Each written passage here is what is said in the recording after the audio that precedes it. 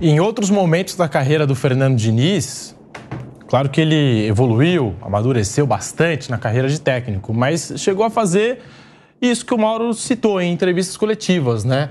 Destacou um tempo só do jogo, eu venci o primeiro tempo, perdi o segundo, mas venci o primeiro tempo, né? Não sei qual que vai ser a explicação do Diniz. Eu fico aqui na expectativa. A gente viu que nenhuma liderança da seleção brasileira, desse time, que a gente já conhece há algum tempo, figurinhas carimbadas aí, velhos conhecidos, nenhum jogador quis falar. Sobrou para o Rafael Veiga, que mal entra nessa seleção brasileira. Piperno, muito boa noite para você. O José Manuel de Barros também está aqui no estúdio. A gente abrindo esse debate sobre uma noite lamentável do futebol brasileiro no Maracanã, dentro e fora de campo. Piperno.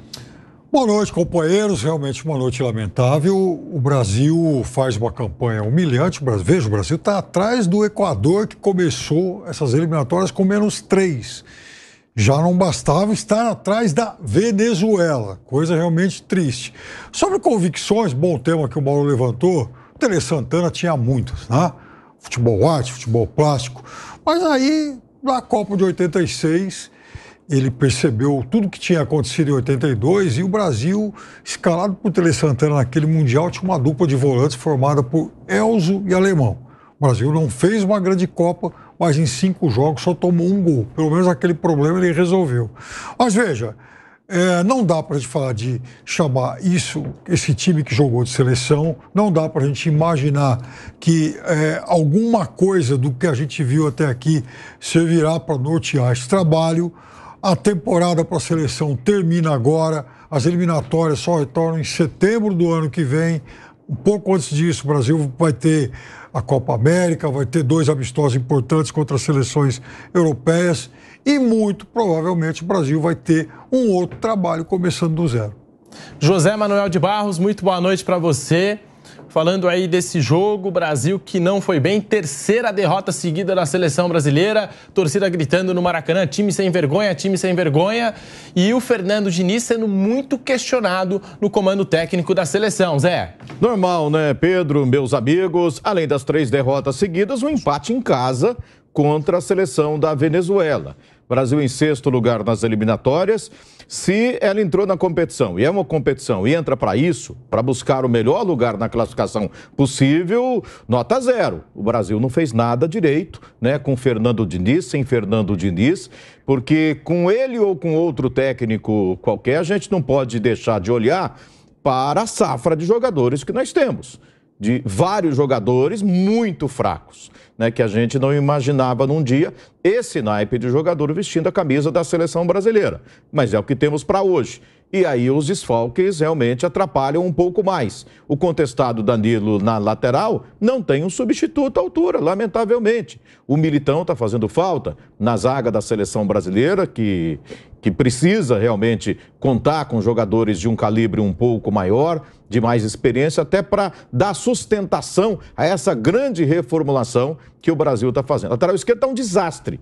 Não tem, pode joga com quem quiser, não funciona.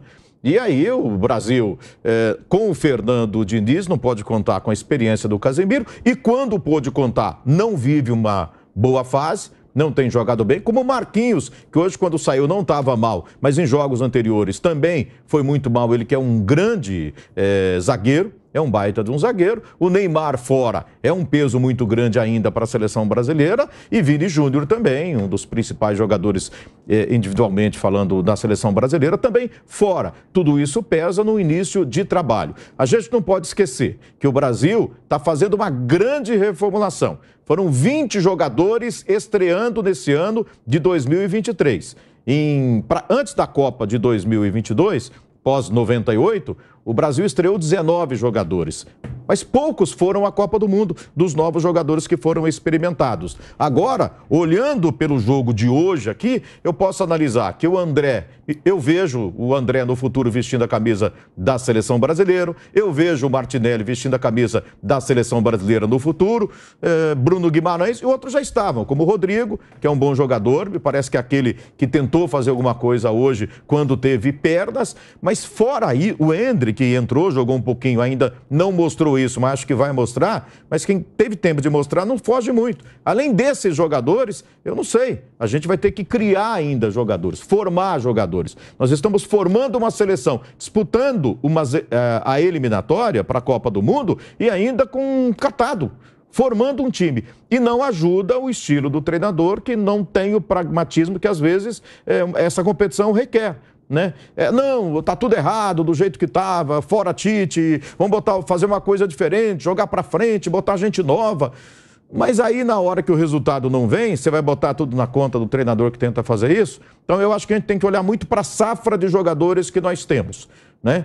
Se você estiver olhando, precisamos reformular mesmo, e o que interessa é se classificar mesmo que seja em sexto. Posição atual da seleção brasileira. O que vale é chegarmos na Copa do Mundo com uma seleção formada. Ou não, a gente tem que conquistar resultado agora. Que o Brasil é grande, é seleção e tem que estar brigando lá em cima e não atrás do Equador, atrás da Venezuela, essa coisa toda. A gente tem que decidir o que a gente quer. Se for assim, realmente o trabalho... Se a gente quiser resultado, péssimo trabalho.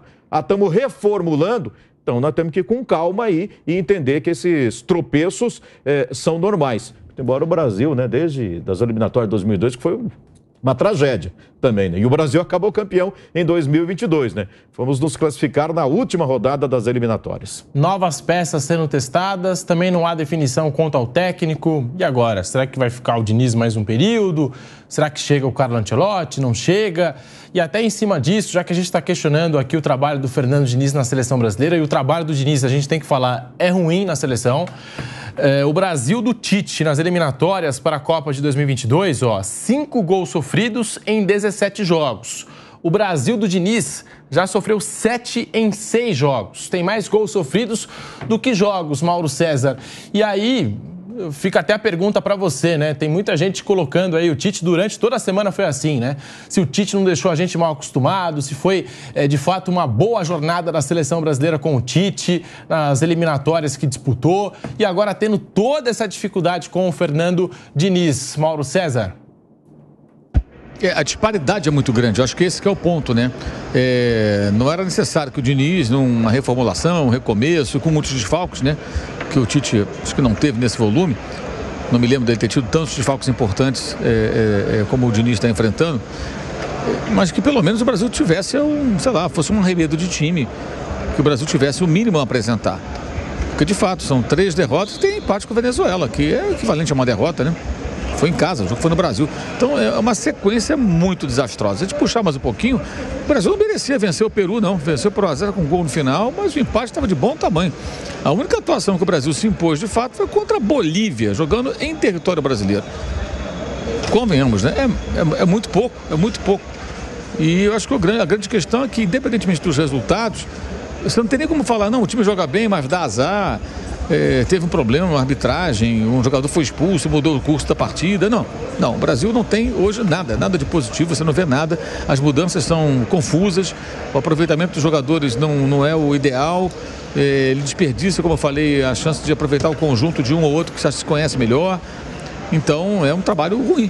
É um trabalho ruim, porque existe uma situação que, se você pensar na trajetória da seleção brasileira, na sua história, é claro que esse grupo de jogadores está muito aquém. Óbvio, muito aquém. Esse é um ponto.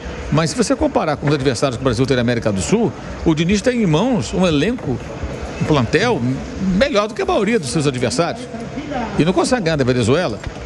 E ganha do Peru sem merecer. O empate estava bom ali, não jogou bem o Brasil. E perde para o Uruguai, cujo técnico Marcelo Bielsa sumiu também agora há pouco tempo. Enfim, aí tem outra questão também que eu acho que é importante. O Diniz dividido entre Fluminense e seleção.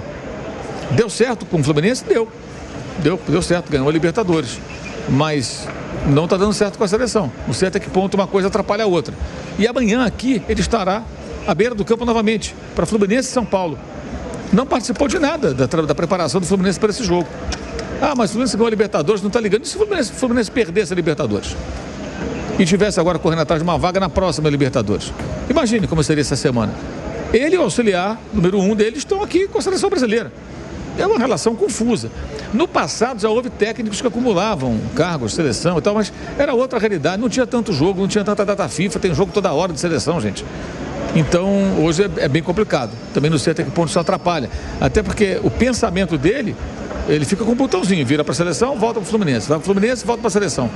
Então tem uma série de situações bem questionáveis. É uma eternidade. Me parece que depois do que aconteceu nesses jogos, a chance dele, mesmo que o Ancelotti não queira vir para o Brasil, vai ficando cada vez menor. E acho que só não fica pior, com cobranças e pressões, porque ele é um interino. Ou seja, quem é interino, você já parte da ideia de que ele não vai ficar.